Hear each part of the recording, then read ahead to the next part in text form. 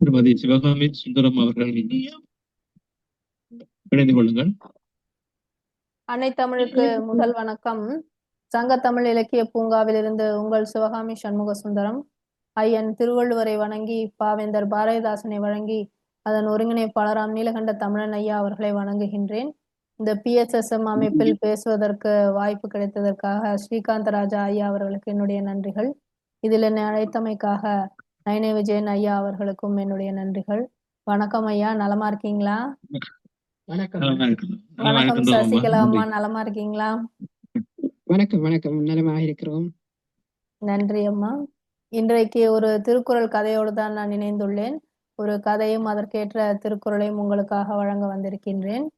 ஒரு பள்ளி, அந்த பள்ளியில் 5 தோழிகள் இருக்கின்றார்கள். அவர்கள் சிறு வகுப்பிலிருந்தே ஒன்றாக பயின்று வருபவர்கள். அப்படி பயின்று வந்து கொண்டிருக்கும் பொழுது 8ஆம் வகுப்பில் ஒரு முறை அவர்களுக்கு தேர்வு வருகிறது.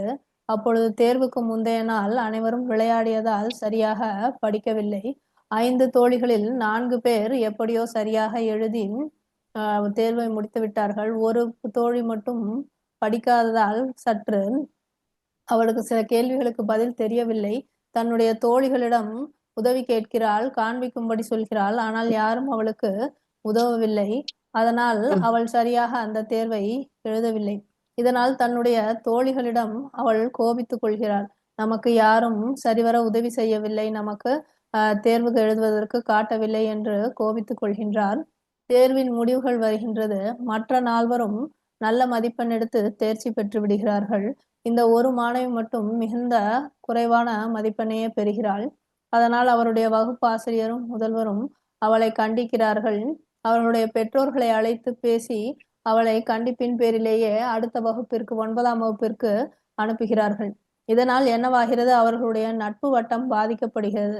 மீதி 4வரும் அந்த தோழியிடம் வாக்குவாதம் செய்கிறார்கள். சிலர் அவளுக்கு உதவி இருக்க வேண்டும் என்றும், சிலர் இல்லை, அவளுக்கு காண்பிப்பது தவறு என்றும் இவ்வாறாக வாக்குவாதங்கள் நடக்கும் போது அவருடைய நட்பு பிரிந்து விடுகிறது. இந்த 5வரும் அடுத்து 9ஆம் வகுப்பு செல்லும் பொழுது இவர்களுடைய சண்டையினால் அவருடைய ஆசிரியர் என்ன செய்கிறார்? ஒவ்வொருவரையும் தனித்தனியான வகுப்பிலே போட்டு விடுகிறார்கள், வேறு வேறு பிரிவிலே போட்டு விடுகிறார்கள். அந்த ஒரு வருடம் முழுவதும் 5வரும் சரியாக பேசிக்கொள்ளாமல் அவர்களுடைய நட்பு பாதிக்கப்படுகிறது. இந்த நிலையில 9ஆம் வகுப்பு தேர்வு வருகிறது. அதில் எழுதி தேர்ச்சி பெற்று அடுத்து 10ஆம் வகுப்பு வருகிறார்கள். அப்பொழுது இந்த 5வரில் ஒரு பெண் மட்டும் மிகவும் சோகமாக இருக்கிறாள். அதை பார்த்துவிட்டு அவருடைய வகுப்பாசிரியர் கேட்கிறார், ஏன் நீ இவ்வளவு சோகமா இருக்க அப்படின்னு. அப்போ 8ஆம் வகுப்பில் நடந்த நிகழ்வை பற்றி அவ சொல்றா. இந்த மாதிரி நாங்க 5 பேரும் ஒண்ணா வந்தோம், ஆனா ஒரு பெண்ணு மட்டும் சரியா படிக்கல, அவளுக்கு நாங்க காண்பிக்கலன்னு கோவிச்சுக்கிட்டா. அதனால இப்போ ஒரு வருடமாகவே நாங்க வேறு வேறு பிரிவுல இருந்ததுனால சரியா பேசவும் இல்லை, எங்களுடைய நட்பு அப்படியே போயிருச்சு அப்படின்னு சொல்லி வருத்தப்பட்டு சொல்றான். அப்போ அவங்க ஆசிரியர் சொல்றாங்க, எந்த படிப்புனால நீங்க பிரிஞ்சீங்களோ அந்த படிப்பு மூலமாவே ஒன்று சேர்வதற்கு நான் உங்களுக்கு ஒரு யோசனை சொல்றேன் அப்படின்னு. சரி அப்படின்னு சொல்லிட்டு அவங்க ஆசிரியர் சொல்ற மாதிரி அந்த பெண் செய்யறா. என்ன பண்றாங்க அப்படின்னா, ஒரு புலனக்குழுவை தொடங்கி அதுல இவங்களுடைய எண்களை எல்லாம் இணைக்கிறாங்க. இணைச்சிட்டு அதன் மூலமா அவங்களுக்கு எந்தெந்த பாடத்துல சந்தேகங்கள் இருக்கோ அதெல்லாம் ஆரம்பத்துல இருந்தே தெளிவுபடுத்திக்கிறாங்க. எல்லாம் கேட்டு போட்டு பார்த்து அவங்க ஆரம்பத்துல இருந்தே 10ஆம் வகுப்புல சிறப்பா படிக்கிறாங்க. அப்போ இந்த மாதிரி வந்துட்டு இருக்கும்போது 10ஆம் வகுப்பு பொதுத் தேர்வு வருது. 10ஆம் வகுப்பு பொதுத் தேர்வு வரும்பொழுது எல்லாரும் பரீட்சை எழுதுறாங்க. இப்போ ஆரம்பத்துல இருந்தே அவங்க தெளிவா படிச்சதுனால அவங்களுக்கு எந்த ஒரு ஐயமும் இல்லாம 5வருமே சிறப்பாக பாடத்துல எழுதி தேர்ச்சி பெற்று நல்ல மதிப்பெண் பெறுகிறார்கள். அதனால அவருடைய ஆசிரியருக்கு இவங்க 5 பேரும் நன்றி சொல்றாங்க. உங்களாலதான் நாங்க 5வரும் எங்களுடைய நட்பும் திரும்ப கிடைச்சது, படிப்புலையும் எங்களால தேர்ச்சி பெற முடிஞ்சது, எங்களுடைய மேற்படிப்புக்கு உங்களுடைய ஆசீர்வாதம் தேவை அப்படின்னு சொல்லி கேக்குறாங்க. அவங்களுடைய ஆசிரியரும் ஆசீர்வதிச்சு அனுப்புறாங்க. இந்த பிள்ளைகளும் நல்லபடியாக ஒற்றுமையாக 5வரும் திருப்பி அவங்களுடைய நட்பை தொடர்ந்து கல்வியையும் தொடர்ந்து நன்கு படித்து முன்னேறுகிறார்கள். இப்போ இந்த இடத்துலதான் அவங்களுடைய ஆசிரியர் சொல்ற ஒரு குறள் அவங்களுக்கு ஞாபகம் வருது. அவங்க ஆசிரியர் சொல்றாங்க என்ன அப்படின்னா, நட்பு அப்படிங்கிறது கூடி பேசி சிரிச்சு மகிழ்ந்து விளையாடுறது மட்டும் இல்ல. ஒரு பிரச்சனை, ஒரு நட்புல ஒரு பிரச்சனை வருது, இல்ல தோழிக்கு ஒரு பிரச்சனை வருது அப்படின்னா அதற்கான சரியான தீர்வை நம்ம கொடுக்கணும். அது நிரந்தரமான தீர்வாகவும் இருக்கணும், அதே நேரத்துல நேர்மையான முறையில ஒரு அறவழியில வந்து இருக்கணும். அது வந்து ஒரு தற்காலிகமான தீர்வாகவோ இல்லைன்னா அந்த வயசுல வந்து எது செஞ்சாலும் சரி, நம்மளுடைய நண்பனுக்காக எதுனாலும் சரி, அப்ப வந்து அவனுக்கு படிக்கல அப்படின்னா அவனுக்கு காட்டுறது கூட சரி, இல்ல சொல்லிக் கொடுக்கறது கூட சரி அப்படின்னு தோணும். ஆனா அது வந்து நிரந்தர தீர்வு கிடையாது. அது வந்து அன்றைய காலகட்டத்துக்கு உள்ள பிரச்சனைய தான் தீர்க்கும். ஆனா நிரந்தரமான தீர்வு என்ன அப்படின்னா, அவனுடைய பிரச்சனைய வந்து தீர்க்கணும். அவனுக்கு வந்து புரியலைன்னா அவன புரிய வைக்கணும். ஆரம்பத்துல இருந்தே வந்து கற்றுக் கொடுக்கணும். அதுதான் வந்து நிரந்தர தீர்வா இருக்கும்னு அவங்க ஆசிரியர் சொல்றாங்க. அப்போ வந்து அவங்க வந்து புரிஞ்சுக்கிறாங்க. அத புரிஞ்சுகிட்டு நல்லபடியா படிச்சு, அவங்களுடைய நட்பையும் பார்த்துக்கிட்டு, அவங்களுடைய கல்வியிலயும் வந்து மேன்மை அடையறாங்க. இதைத்தான் நம்முடைய ஐயன் வள்ளுவர் வந்து 79வது அதிகாரமான நட்புல சொல்றாரு. இது வந்து 784வது குறளாக இருக்கு.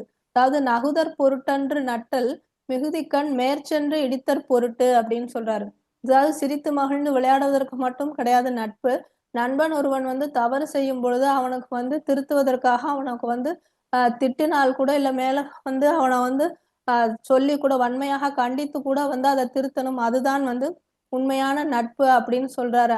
அந்த மாதிரி இந்த இடத்துல வந்து அந்த பெண் தவறு செய்யும் பொழுது இவங்க வந்து அதற்கு உடன் துணை போகாமல் அவங்கள வந்து திருத்தி நல்வழிப்படுத்தி அவங்களையும் படிக்க வச்சு தன்னுடன் சேர்ந்து வந்து முன்னேறுகிறார்கள். இதுதான் வந்து சரியான முறை. அதனால் நாமும் வந்து ஐயன் வள்ளுவர் காட்டும் வழியில் செல்வோம். அறவழியில் செல்வோம். நல்ல பயனை பெறுவோம். அதற்கு வள்ளுவர் கூறும் குறள் வழியை பின்பற்றுவோம். வாய்ப்புக்கு நன்றி. நான் உங்கள் திருக்குறள் தொண்டர் சிவகாமி சண்முகசுந்தரம். நன்றி அம்மா. நன்றி. அருமை. ஒரு குரலை எடுத்து அதற்காக ஒரு கதையை உங்கள் கற்பனையிலே அதை சிருஷ்டித்து அருமையான ஒரு வழிகாட்டல் கதை ஒன்றை சொல்லி இருந்தீர்கள். நட்பு என்பது எவ்வாறு இருக்க வேண்டும் என்பது எங்களுடன் சக தோழர்களாக பழகுகின்றவர்களையும் நாங்கள் உற்சாகப்படுத்தி எங்களோடு அணைத்து செல்ல வேண்டும் என்பது அருமையாக வள்ளுவர் அந்த காலத்திலேயே சொல்லிவிட்டார். அதை நீங்கள் இந்த காலத்துக்கும் பொருத்தமாக எடுத்து வந்தீர்கள். நன்றி சிவகாமி. மீண்டும் மீண்டும் இணைந்து சிறப்பீங்கள். நன்றி, வணக்கம். இன்று கவிதைக்களம் இருக்கிறது, மாலை சந்திப்போம். இன்னொன்றும் இணைந்திருங்கள் இதில் அம்மா. குறிப்பிட விரும்புகிறேன் அம்மா. இந்த கதை வந்து என்னுடைய பெண் சின்ன பெண் சுபஸ்ரீ எழுதிய கதை. இது போல வந்து அப்படிங்களா? மாணவர்கள் எழுதக்கூடிய கதைகளை எல்லாம் நூலாக்கம் செய்யும் பணியில் வந்து நூல்வயல் பதிப்பகம் ஈடுபட்டு கொண்டிருக்கிறது. அதனால் ஆர்வமுள்ள கற்பனை வளம் மிகுந்த மாணவர்கள் இது போன்ற கதைகளை எழுதி அனுப்பலாம். அதற்கு ஒருங்கிணைப்பாளராம் நீலகண்ட தமிழன் ஐயா அவர்களை தொடர்பு கொள்ளலாம். நூல்வயல் பதிப்பகம் இந்த வந்து செய்து கொண்டிருக்கிறது இந்த பணியை என்ற செய்தியையும் இங்கே பதிவிடுகின்றேன் ஐயா. நன்றி. நன்றி.